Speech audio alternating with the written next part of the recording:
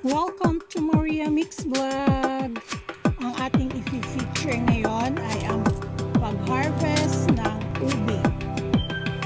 Ang mga puno ng ubi ay aming inilagay sa sako. Naglagay kami ng lupa at dito namin itinanim ang mga puno ng ubi.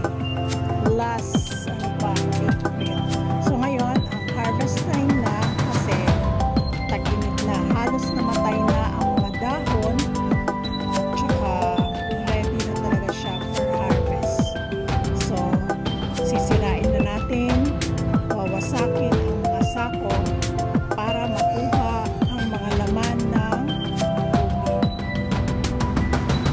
Charan! Ati kasi, dahan-dahan para hindi maputol o hindi masugatan yung laman ng ubi.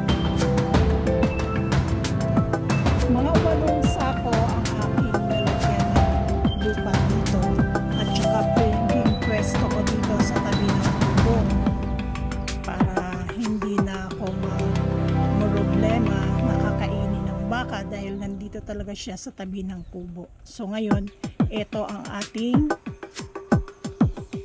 i-harvest. Ang mga itinanim nating ubi noon. Halos magwa 1 year na po ang mga puno ito. Ayan. Duran! See? Ayan po ang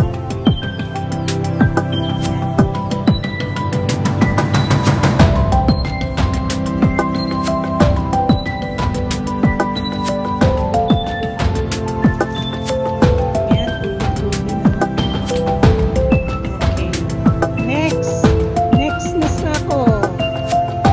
Sirain na. Sirain na ang sako. Okay. Medyo may katikasan ng lupa. So ngayon kailangan natin i-proof lupa na inilagay dito. Masyadong matigas. Siguro ilagay natin dito ay yung may halong buhangin tsaka yung matatabang lupa. Uga-ugain mo, Auntie Pasing. Uga-ugain. Ayan.